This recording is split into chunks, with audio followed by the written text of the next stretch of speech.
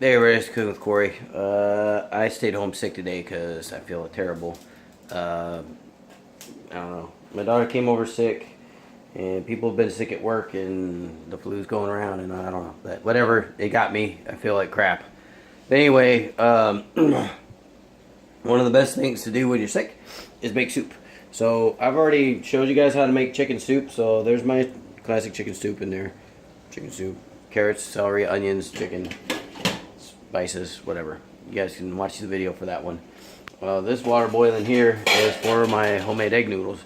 I think before I didn't show you guys how to make egg noodles, and if I did, I don't remember, but I don't think I did, because my noodle maker is right here.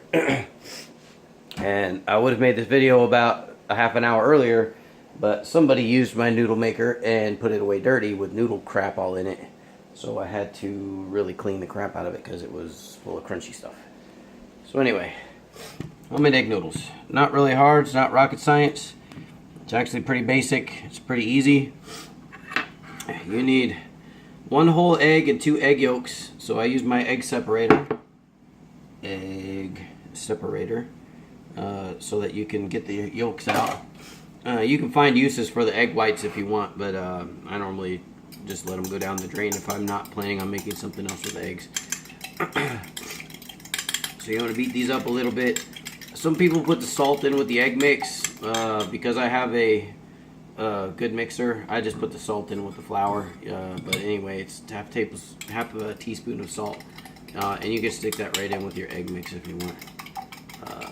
But oh man, I feel like crap. Anyway, so you make a little well in your.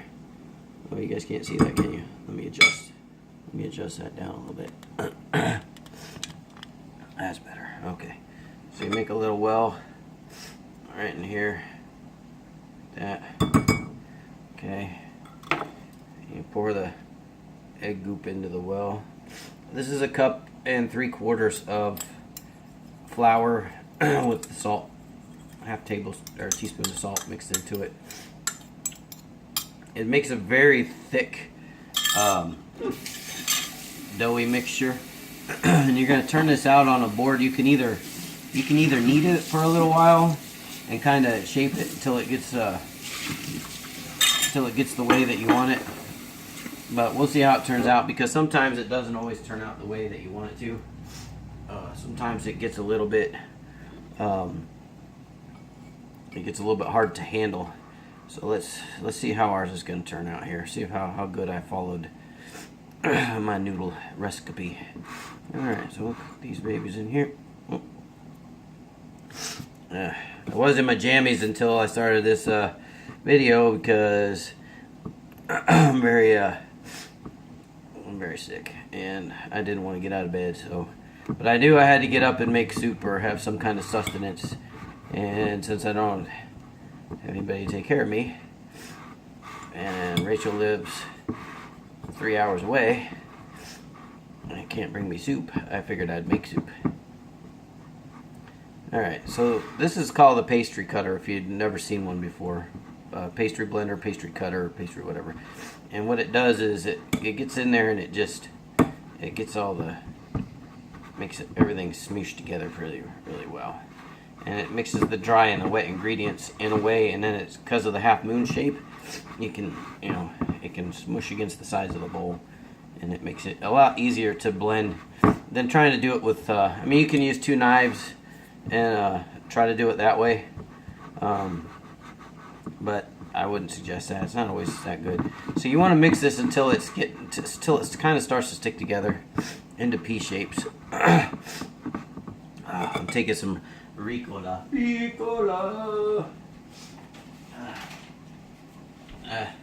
are the best cough drops I think ever. Anyway, somebody gave me some thieves, whatever. Yeah, at work. But she told me they were very expensive, and I'm like, well, they worked pretty good. They taste nasty. At least I know that ricotta tastes okay, and I know that it gets rid of my cough. If not, the congestion and all the other crap that goes with being sick. Alrighty. So you can see that this is very dry. All right, so like that. Now we need a little tiny bit of water.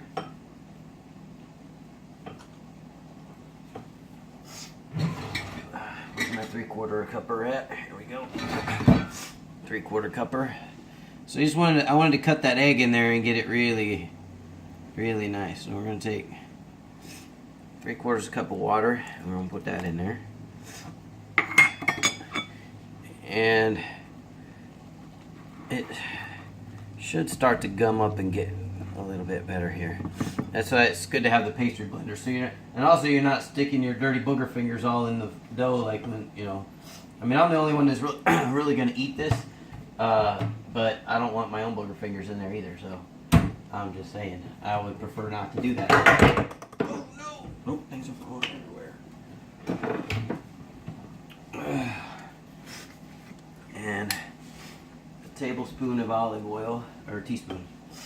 Where you got teaspooners? There we go. And all that teaspoon of olive oil does is it kind of acts as keeps the noodles kind of smooth. Yeah. And you can use cooking oil, or if you wanted to do like bacon noodles, you could even use bacon fat. I'm pretty sure nobody's watching because it's like the middle of the day during work when everybody's at work, which is all cool. I don't blame you. You guys can't stop what you're doing and watch while you're at work. And I don't think I have any crazy housewives because they're too busy watching Oprah. So I just have my gaming nerd friends that'll probably watch this later. Alrighty.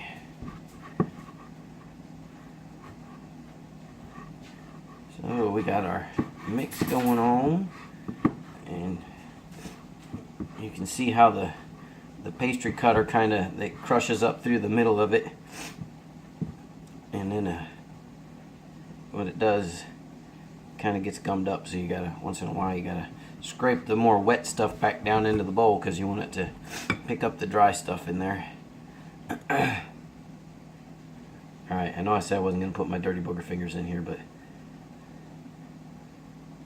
And the good thing about egg noodles is, like, this is going to make a lot of noodles. Oh, excuse me.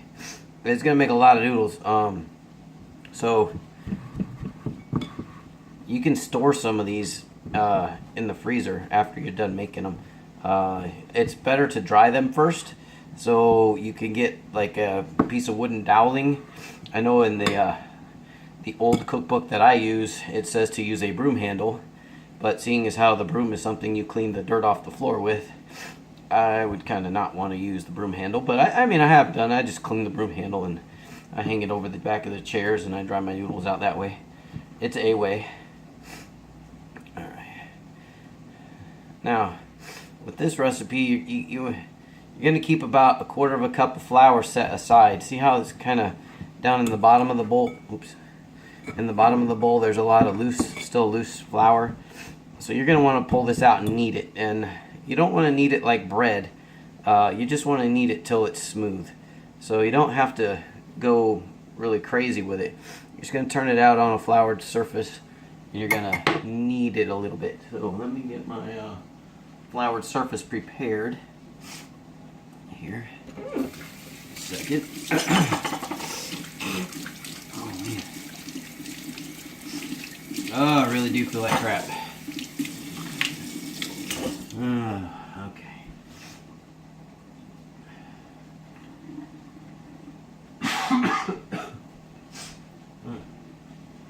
Let's see.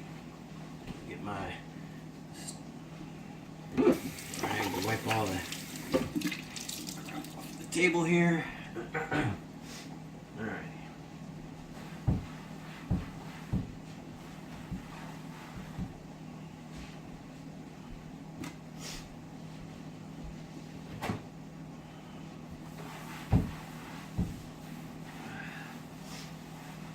Now, because you want your surface dry, I would suggest using a paper towel to dry everything, including your hands.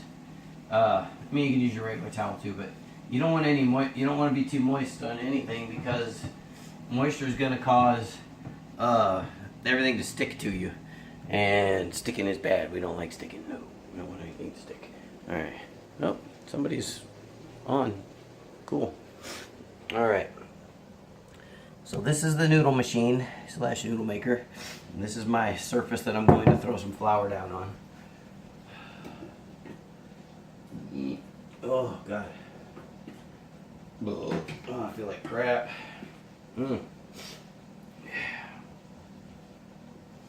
Alright, so throw a little bit of flour down on our floury surface.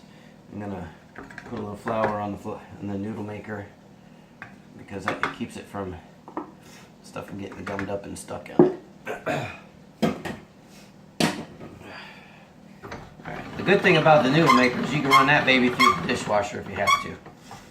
And it has two sides. This is the flat side where, like, you want to make flat lasagna noodles, or you just want to make like some people call the big square noodles dumplings. I just call it a big flat noodle, but some people call it dumplings. And it's got like a pasta maker hole for making spaghetti noodles or very fine noodles if you're like trying to make your own homemade ramen. And then it's got a regular flat noodle one if you're making like linguine type of stuff or egg noodles that you're gonna eat. Alright, so we got our flour on there. We got some flour here. We're gonna moosh this together. Oops, sorry, didn't mean to take it out of your view. I wonder if that's Charles watching. Is that you, Charles? Give me a thumbs up. It hasn't showed me a thumbs up yet. I know you're you work different hours, so. Alright, so I'm trying to get incorporate as much of what is in the bowl into this dough ball as I can before I take it out and turn it onto this surface. And because it's not really taking all of it in, what I'm going to do is I'm going to put all that towards the middle. It is wet still. Like, I can feel it's still kind of sticky, the dough is. But I'm going to put all of that in there. And I'm going to knead it kind of like you do bread. And this is where, if you didn't put your olive oil or some kind of veggie oil in there, you would start to notice that this is not very smooth. It won't be very elasticy. So you're just going to kind of keep kneading this around and around. You don't have to do it a gazillion times, but you want your ingredients to be nice and mixed.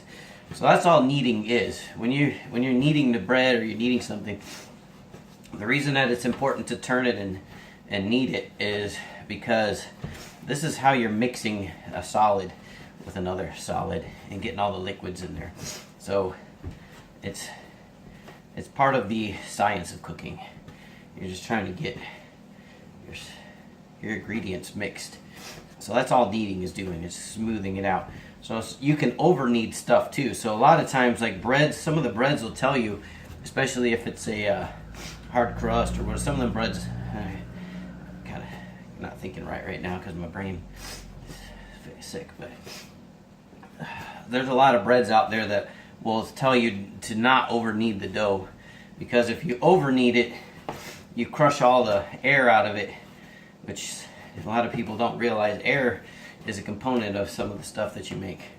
So if you want really fluffy bread, you want to have air in it.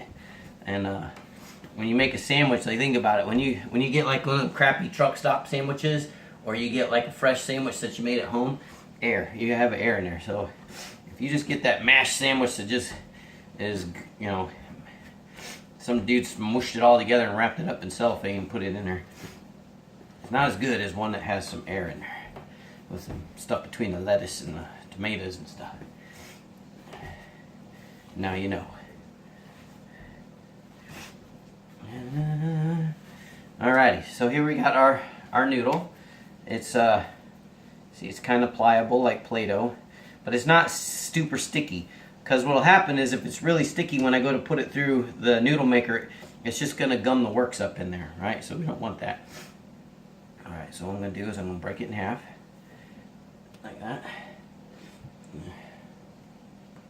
Alright. I'm going to take this piece here, and I'm going to run it through the noodly maker. this way first. All right, so you wanna make it kind of, you wanna kind of mess with it so it doesn't take. You don't want it to expand too far, because sometimes what happens is if you stick it in and it's the same size as the thing you're cranking, then it'll not do what you want it to do. It'll start to spread out, and you'll be like, oh, that's not what I wanted at all. So if you're ever making lasagna noodles, this is also the way that you would make those. See, like my dough is starting to smoosh a little bit. All right.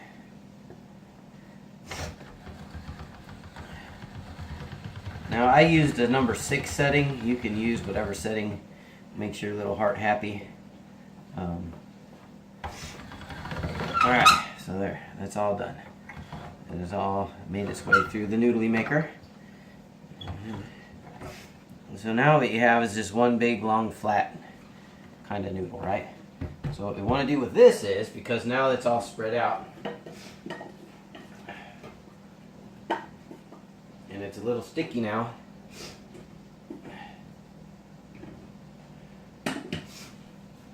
is we want to do just a little bit of flour on there, okay? And that's just because what's going to happen is it's going to stick in the noodle maker if you don't do that. You want it to be a little bit dry. All right, so we'll turn her over, do this side a little bit. We'll flip her back over again. Yeah, she's taking that stuff pretty good.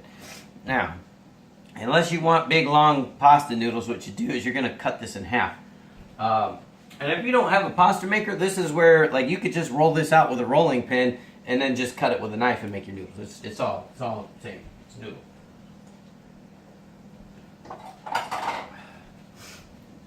Alright, so I'm going to cut it in half. But yeah, you could totally just make noodles with it that way. Alrighty. I'm going to take this baby here, and I'm going to stick him in here, and change my handle over here. Alrighty, I'm going to drop him right on in there, and he's going to start sucking that sucker in there. I don't know if you guys can you see that? Yeah, see, it's making noodles. It's making nice pretty noodles, nice pretty egg noodles. Alright, so we just suck that mamma jamma right through there. Bam! Kind of take them and move them out of the way. So now you got your noodles all separated over here. Now you have to be careful because they will start to try to stick back together after you cut them. So this is where you want to have that doweling rod or something out to separate them to dry on. Or you can just lay them out to dry. It's all good either way. But you definitely want them to be separated. You don't want to throw a big glob of noodles into the pot, because what happens is a glob in is glob out, and you won't have noodles, you'll have dumplings.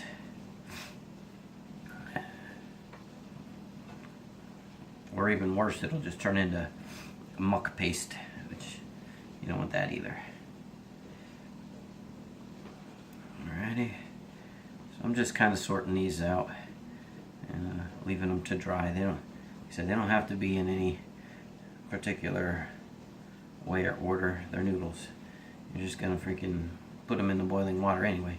So I've been boiling that water for a while, and I can hear it going all crazy over there. So the good thing is I think that we may be able to actually see a finished project today. What's my time at? Oh man, right at 19 minutes. Not gonna make it. No, not gonna make it under 20 minutes today, because it takes at least 5 to 7 minutes for the noodles to cook in the water. But whatever. Alrighty. Bam. So there's all of our happy little noodles right there. And any little pieces you don't like, you can stick over there. You just kind of let these babies dry over here. You know, if you had a doweling, you would just transfer them onto that and let them dry. The reason that you want to let them dry is because they cook a little better when they're dry. kind of like when you get noodles from the store. You will probably enjoy them a lot better if they're a little dry when you cook them, or when you put them in the water. They won't be as sticky. But you can see how these babies are coming out here. Bam. Yeah. And they don't have to be long. I mean, I can chop those right now if I want. They don't have to be super long noodles. They can be little short noodles. You just kind of sort them out. Let the flour do its thing.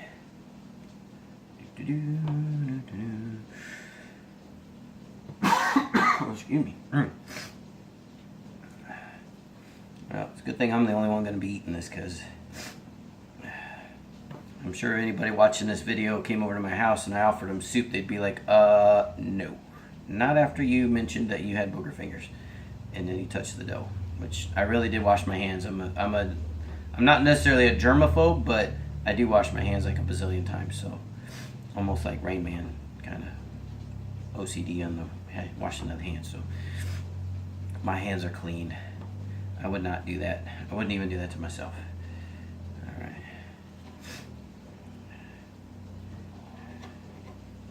And voila. Alright, so just going to let those dry a little bit, and we're going to throw them in the pot and boil them, and that's how you have noodles, man. So, peace. Good with Cory.